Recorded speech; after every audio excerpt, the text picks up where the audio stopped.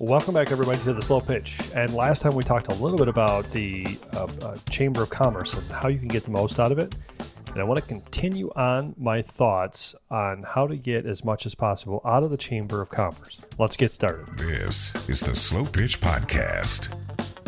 So this is based on a bunch of questions that I've been asked over the years. And if you have not listened to the first episode, that's kind of the starter basics. And we're going to kind of get into the more deeper stuff here on this episode, but go back and listen to that if you haven't already. If you have, great, you're caught up. So let's kind of get started into this. At the end of the last episode, we talked about how many events should you attend, and we kind of get into how many, and it kind of depends on you. But once you're at an event, what's the best way to introduce yourself at a mixer or a breakfast? If you're going to do things what I feel like is the right way, and what I see and not enough people do at chambers, if you're going to do it the right way, I would highly recommend you position a quick and brief introduction that explains or hits on a pain related to what you do and how you serve your customers or clients. Here's what I mean. When I go to a breakfast, we sit at a table, all these things happen during the breakfast, introductions, all these other things, but there's usually a time during the event that goes around the table where everybody gets to introduce each other or themselves and tell people what they do. And here's what I always hear. I'm so-and-so, I'm from company A, B, and C, and we do this. And that's it, right? And that gives them nothing. That gives them no idea of what people do. And so I like to try to make sure that people understand what I do by framing it in terms of something of a pain or something of a problem that I'm solving. So if I'm a video production company, what I'm saying is something along these lines. I might introduce myself and say, hey, my name is Rob. I work with XYZ company, right? And one of the things that I've found is that a company that we work with recently has a problem explaining exactly what they do clearly. Obviously, they're a really complicated company in what they do. They do a lot of things, and they serve a lot of different types of customers. So how do they boil down what they do really well?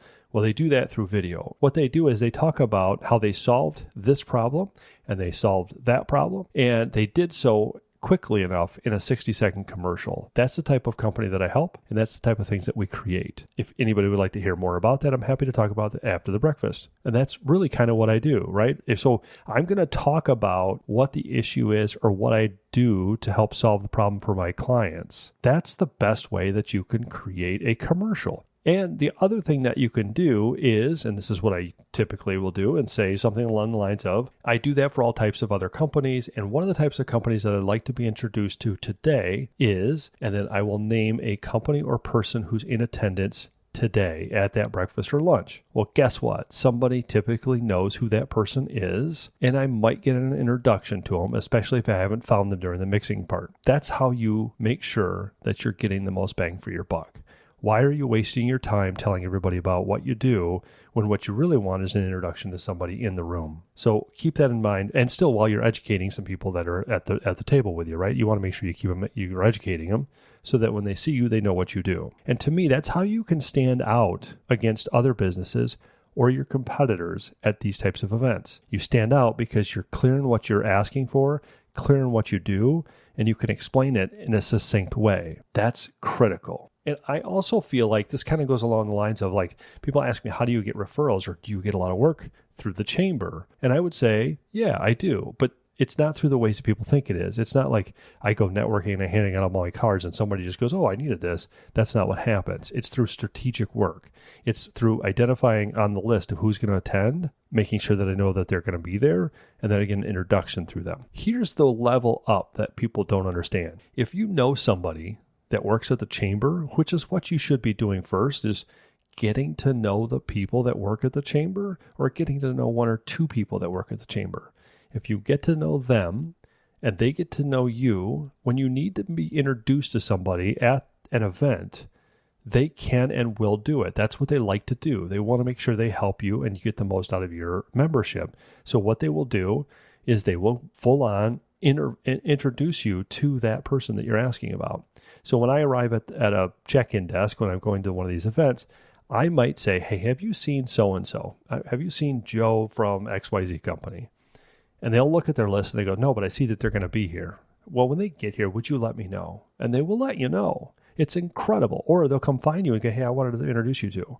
But you know why they'll do it? Because nobody else who checks in does that. Nobody else who checks in asks for it, and nobody else who checks in even thinks about that. All they're there for is the drink, the food, and they're trying to just network and mingle, and they think they're doing something. Be strategic and be direct. One of the other questions that comes up is, there's a lot of committees in the chamber. Should I join one of those? Is it helpful? So depending on the type of chamber that you're involved in, they may be very large, if you will, and they may have several committees that you can join. I would recommend figuring out what you enjoy being involved in and get involved with that committee. So some chambers have committees that are related to, let's say, government or government affairs or economic development. Sometimes there's a committee that's related to some sort of a city function. Sometimes there's one that's related to tourism. Sometimes there's something related to education. It depends on what's going on around the chamber or what's really big in that city or that area. So make sure that you understand what each committee does, what their purpose is of being there, and what your purpose is also of being there, right? So their purpose as a committee is one thing. Do you belong there and should you be there? The next thing is if you go to a committee, you should hit a couple of them. Figure out which ones you think you might like, and then figure out which ones are the ones you want to attend more regularly. And so knowing that these are the things you want to get involved in, attend those committees and just listen.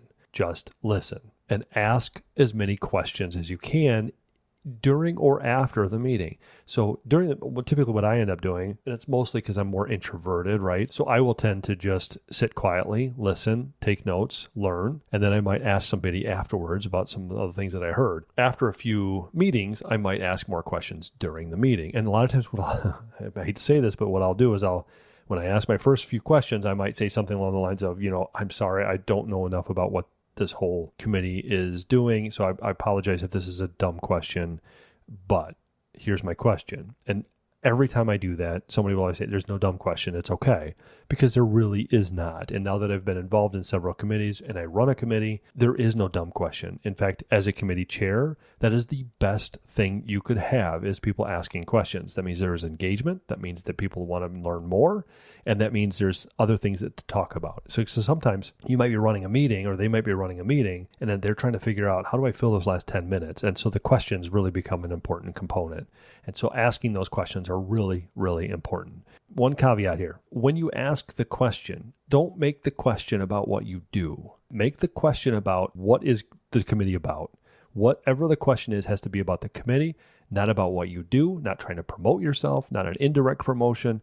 Don't do that. That is the worst thing. And everybody in the room knows exactly what you're doing and nobody enjoys it. Okay. And that's one of those leadership roles you can take on. So if somebody asks me, is there something that I can do from a leadership role or anything I can do inside of the chamber? That's really one of those best ways you can do is become involved in the committee. The other thing is you can ask the president of the chamber, what are some of the leadership things that you can become involved in?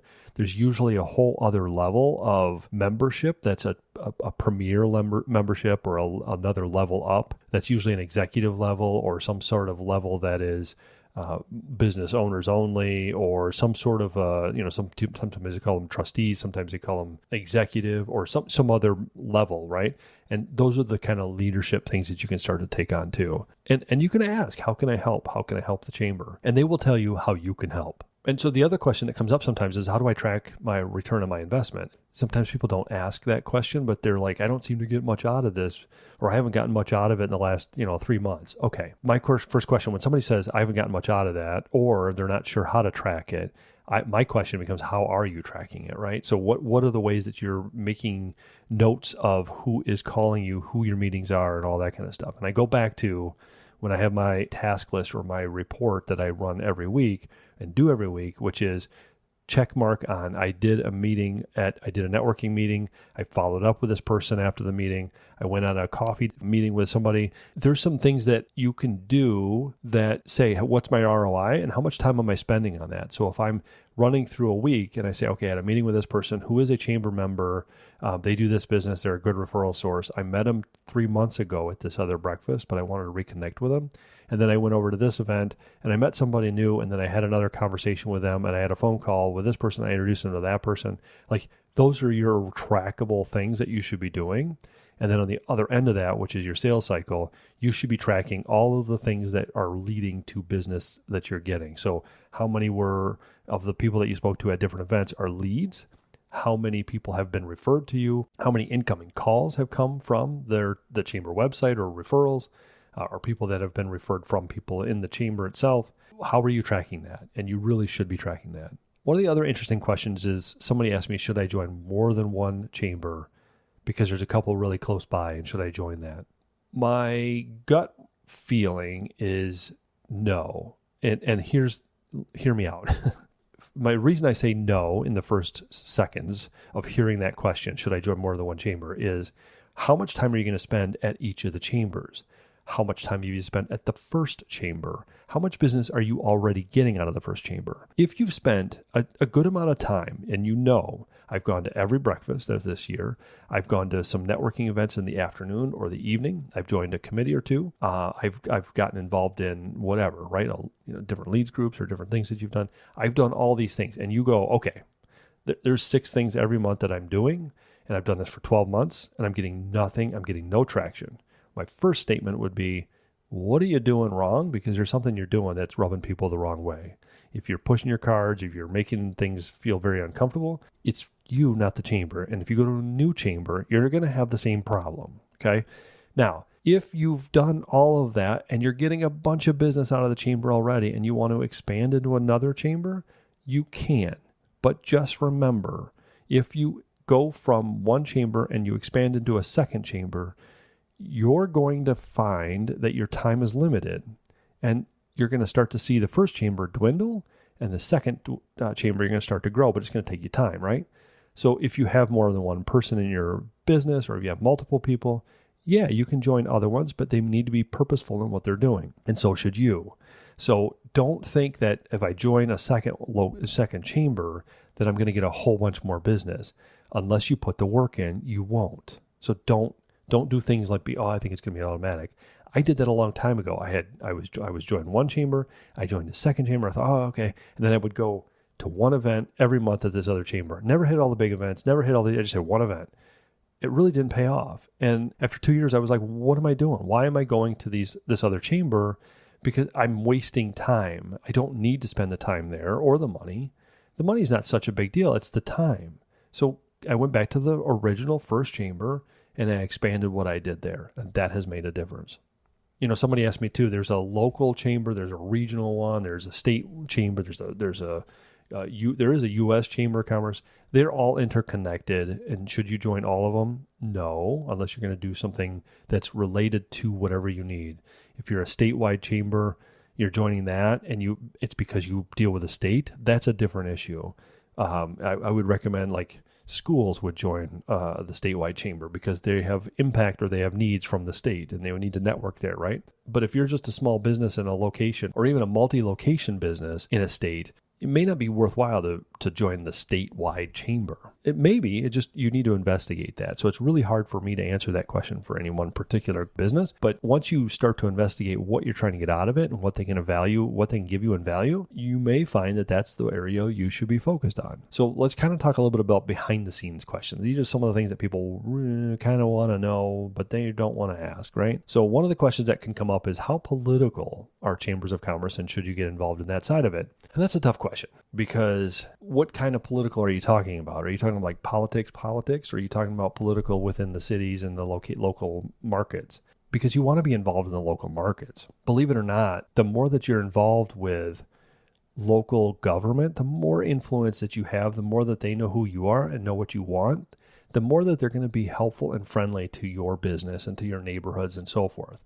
And the more that they see you as a person rather than a business, the better off you are. Sometimes there's things that you as a business need. So here's a good example. One time when I had my business up and running, we were running, and then the landlord had just kind of, the sign out front was on a monument sign, and there was multiple names and lists on the sign, and then there was a hole in the sign, and the sign looked really it looked like it was damaged, basically, right?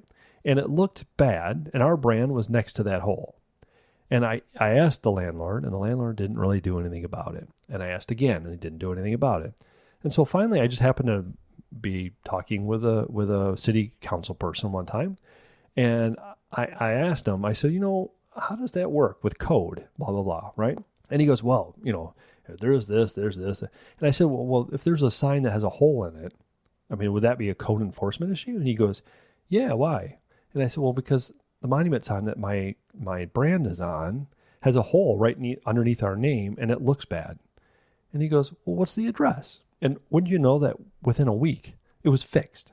Now, I'm not saying you do that with everything, but, there are occasions that things come up that are small that they can fix immediately. And why not have that connection? So those things can happen, and there's nothing wrong with that. That's how it works. So is it bad to get involved in the political stuff? Not really. There's some value in some of that. From a politically correct, if you will, not so much in the politics world, but in the political standpoint, how do you just politely say you're not a good fit when you're at networking events, right? They're there for the same reason you are. And so when I find that there's somebody who is not a good fit when I'm networking, and I don't feel like I don't want to talk to this person anymore, what I'll do is I'll find out who is a good person for them to talk to, and then bring them to that person. Obviously, that matters if you know enough people. But by bringing them to the person that they actually want to talk to and who they want to be in front of, instead of me, who I'm never going to buy from them, ever, ever, ever, why would I stand there and talk to them? Let's get them in front of the person that they really want to talk to. So one of the things that it's really important to understand is that chambers can really be an advocate for your business. That's what they're almost there for. And so from a regulatory standpoint, or from how the city behaves, those are the things that the chamber's really good at usually, if they're run correctly. If they're not an advocate for your business, it's probably not a very good chamber. It's not about networking. It's about being an advocate and having a community that is business friendly. It doesn't mean they're bending over backwards for the business. Like the city shouldn't be bending over backwards and making it just about the business. But it's friendly. It's making sure that everybody can survive together and be happy, right? And the chamber should be supporting that. And if you don't have a chamber that's supporting it very, very well, or being that business advocate, then you probably need to look at other options, in my opinion. There are a couple of other little points that I would give you. There are ways you can leverage your membership for improving your social proof. There's things that you can do to leverage your SEO by using the chamber membership, and that's doing stuff on their website. You can post blogs sometimes, you can post press releases sometimes, you can post on their social media, or let them hold an event at some place. So there's different things you can do to help you with your SEO. So that's another thing that you should be looking at. How do I do that? You can speak at different events, or you can create a content that's valuable for other members. And by doing that, by speaking and presenting, people look at you as you are a resource about this particular topic, and they will call you when it's time. Those are the kinds of things that you should be doing in addition to any of the networking stuff. But these things take time. The chamber members or the chamber people that are working there, they don't just want everybody to come up and start speaking as an expert. They take time. They need to understand and feel comfortable with you, and just know that that's not going to happen immediately. But more that you do that, the better off you are, obviously, right? That helps your business. So if you can get yourself in front of a group of people as a speaker in the chamber, that is very helpful. I feel like that's one of the secret strategies that most people don't understand, that they can use that to their advantage by positioning things. Even if they don't make it a chamber event, if you can host it at the chamber itself and hold an event where you're going to talk about a particular topic, and the chamber can put it out there and say, this is something that is happening in our community, and here's Rob over at this company who's going to be presenting this information. That's valuable for the people that are going to be attending. It just adds clout, right? So even if you're not sponsored, so to speak, or supported by or brought to you by the chamber, have your own event hosted at the chamber itself because they have a boardroom or some sort of a conference room, and make it your own event and let them promote it for you, that's totally fine if they're willing to do that. Those are the things that are little secrets that people don't realize that you should be doing. I hope that this is kind of helpful in helping you understand that a chamber is not join and get business. The chamber is work. You have to work and get in front of as many people as possible by learning what they do, figuring out who they need to talk to, introducing them to other people, asking a lot of the right questions, and making sure that they understand who you are and what you do clearly as possible at any networking event. They should all understand who you are and what you do before anything, but don't make it about you every time. Whether you're at a committee meeting or you're at a breakfast or at a luncheon or even an evening event, it's not about you always. There are moments where you have to say who you are and what you do. That's critical, and do it. But don't go on and on, right? Don't make everything about you. If there's something that I missed, or you think that there's something that you would add to this list, I am open. I would love to have you drop me a comment, drop me an email, and let me know what I missed, because I want to share that with other people. And if you found this to be helpful, please share this with other people. You can share it out on social media. You can make sure that people understand more. You can mail it to somebody directly through an email and let them know that this is the way you should be behaving at a chamber, because people need to know more of this than they realize. I hate to say that, but I've seen it too many times that people join and they think they're there to just get business. And it's not about just getting business. It's about making relationships, understanding what people do, and helping each other find other business. So I do hope this helps you. And if you think it helped you and you want to share it with somebody else, I really appreciate it. Until next time, remember, slow down and close more. Thank you for listening to The Slow Pitch. Do you have a question about sales? Call or text your question at 608-708-SLOW.